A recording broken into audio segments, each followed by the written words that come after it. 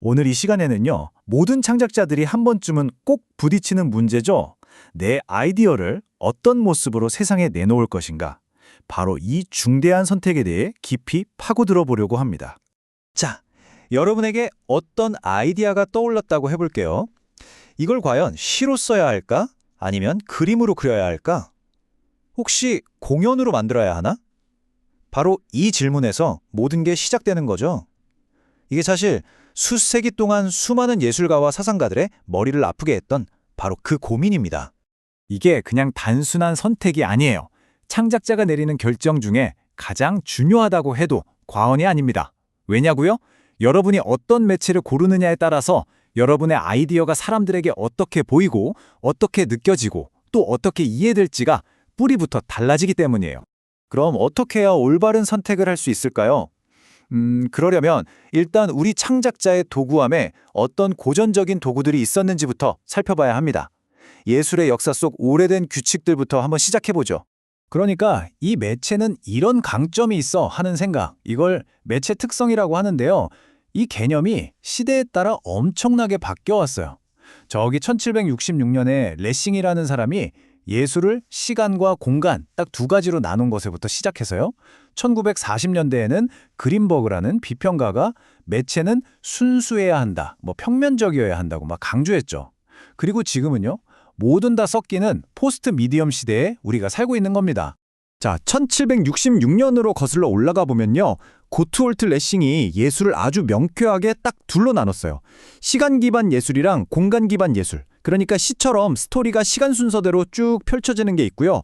반대로 그림처럼 어느 한순간을 딱 포착해서 공간에 얼려놓는 예술이 있다는 거죠. 여기서 한 발 더 나아간 사람이 바로 모더니즘 비평가 클레멘트 그린버그입니다. 이 사람은 뭐라고 했냐면 매체의 한계가 바로 그 매체의 장점이다 라고 했어요. 예를 들면 그림은 어때요? 그냥 평평한 2차원이잖아요. 그게 다른 예술에는 없는 그림만의 고유한 조건이고 바로 그 평면성을 끌어안는 게 회화의 가장 큰 힘이라고 본 거죠. 근데 궁금하지 않으세요? 왜 어떤 매체는 우리를 신나게 하고 어떤 매체는 우리를 깊은 생각에 빠지게 할까요? 왜 이렇게 다르게 다가오는 걸까요? 자, 그 비밀을 풀기 위해서 이제 우리 몸의 사용 설명서, 바로 우리의 뇌 속을 한번 들여다볼 시간입니다. 신경미학이라고 들어보셨나요? 좀 어려운 말 같지만 쉽게 말해서 우리가 예술 작품을 볼 때 우리 뇌에서 도대체 무슨 일이 벌어지는지를 과학적으로 연구하는 분야예요. 이걸 알면 우리가 왜 예술에 감동하는지 그 생물학적인 이유를 알 수 있게 되죠. 예술 작품을 접할 때 우리 뇌는요, 크게 세 부분으로 이루어진 시스템이 동시에 켜진다고 생각하시면 돼요. 첫째, 감각 운동 시스템. 이건 색깔이나 소리, 움직임을 딱 보고, 듣고, 느끼는 부분이고요. 둘째는 감정, 가치평가 시스템이에요. 와, 이거 좋다. 마음에 드는데? 이런 감정을 처리하는 곳이죠. 마지막으로 셋째, 의미 지식 시스템. 이건 우리의 기억이나 지식을 다 끌어와서 작품의 의미를 부여하는 아주 중요한 부분입니다. 특히 음악이나 춤 같은 건요, 말 그대로 우리 몸을 장악해버립니다. 이걸 체화된 인지라고 부르는데 신나는 음악을 들으면 심장이 막 같이 뛰고 춤추는 사람을 보면 나도 모르게 근육이 움찔움찔 하잖아요. 바로 그런 겁니다. 머리로 이해하기 전에 몸이 먼저 반응하는 거죠. 반면에 책이나 영화는 어때요? 이건 우리 마음을 완전히 사로잡죠. 이걸 심리학에서는 전이 현상이라고 해요. 말 그대로 우리가 그 이야기 속 세계로 순간이동을 하는 거예요. 소설 속 주인공이 되어서 그 세상을 직접 경험하고 캐릭터를 만들어 나가는 거죠. 우리 마음속에서요. 자, 그럼 이런 과학적인 배경 지식을 알았으니 이제 이걸 써먹어야겠죠? 감에만 의존하는 게 아니라 좀 더 똑똑하고 전략적인 선택을 할 수 있는 최신 도구들을 한번 알아봅시다. 이제부터는 체계적으로 결정하는 겁니다. 자, 이 표를 한번 보세요. 이게 진짜 재밌는데 각 매체가 가진 핵심 DNA를 탈탈 털어서 분석해 놓은 거예요. 강점과 약점을 한눈에 볼 수 있죠. 예를 들어 문학은 어때요? 상상력을 마구 자극하는 데는 최고지만 즉각적인 시각적 충격을 주긴 어렵죠. 반대로 그림은 어때요? 한순간의 임팩트는 강력하지만 시간의 흐름을 보여주지 못하고요. 내 아이디어가 과연 어떤 논리를 따라야 가장 빛을 발할지 이 표를 보면서 따져볼 수 있는 겁니다.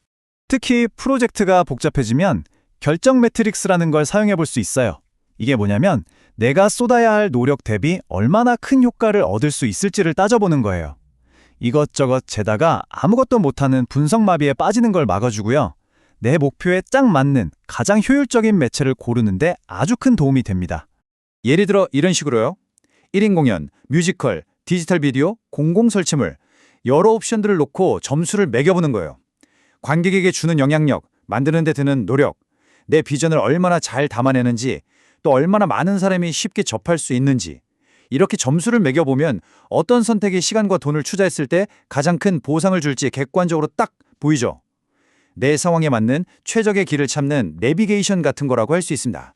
자, 지금까지는 현재와 과거의 도구들을 살펴봤습니다. 그럼 이제 미래로 한번 가볼까요? 우리가 가진 이 창작자의 도구함이 앞으로 어떻게 바뀔지, 매체라는 개념 자체를 뒤흔들고 있는 새로운 기술들이 어떻게 이 도구함을 업그레이드할지 한번 살펴보겠습니다. 정말 흥미진진할 거예요. 이 표를 보시면 창의성의 미래 로드맵이 한눈에 들어옵니다. 굉장히 흥미롭죠? 가까운 미래에는 생성형 AI가 우리의 창작 파트너가 될 거고요. 조금 더 멀리 2050년쯤을 보면 뇌 컴퓨터 인터페이스, 즉 BCI나 어디에나 존재하는 XR 기술을 통해서 말 그대로 뇌와 뇌가 직접 소통하는 시대가 올 수도 있다는 전망까지 나와 있어요. 한번 상상해 보세요. 만약에 창작의 도구가 캔버스나 악기가 아니라 인간의 뇌, 그 자체가 된다면 어떨까요? 이게 바로 뇌 컴퓨터 인터페이스, BCI가 가져올 가장 급진적인 변화입니다. 우리 머릿속 생각과 바깥 세상의 표현 사이에 있던 그 거대한 벽을 허물기 시작한 거죠. 이거 그냥 SF 영화 얘기가 아닙니다. 이미 현실에서 일어나고 있는 일들이에요. 이지 헤드밴드를 써서 착용자의 몰입도를 드레스 스크린에 보여주거나 1024개 채널로 뇌파를 읽어서 그 리듬에 따라 드레스가 막 움직이는 작품들이 실제로 나왔어요. 신경신호가 그대로 예술이 되는 시대가 이미 시작된 겁니다. 자, 그럼 지금까지의 내용을 싹 정리해볼까요? 오늘날의 똑똑한 창작자라면 이 5가지 규칙을 기억해 두시면 좋습니다. 첫째, 내 아이디어에 맞는 시간과 공간을 고르고, 둘째, 관객의 뇌를 얼마나 깊이 파고들지 그 인지적 깊이를 조절하고요. 셋째, 결정 매트릭스를 써서 노력과 효과의 균형을 맞추고, 넷째, 여러 매체를 섞거나 AI와 협업하는 걸 두려워하지 말고, 마지막으로 다섯째, 우리의 신경계가 바로 다음 시대의 캔버스라는 사실을 준비하는 겁니다. 자, 그럼 마지막으로 이런 질문을 한번 던져보고 싶습니다. AI가 완벽한 걸작을 뚝딱 만들어내는 시대가 온다면 과연 우리 인간의 손길이 갖는 가치는 뭘까요? 어쩌면 기술이 모든 귀찮고 힘든 작업을 대신해주는 미래에는 서투르고 완벽하지 않더라도 우리 인간만이 가진 고유한 경험, 그리고 그 사소한 불완전함이야말로 가장 소중하고 가치 있는 것이 되지 않을까요?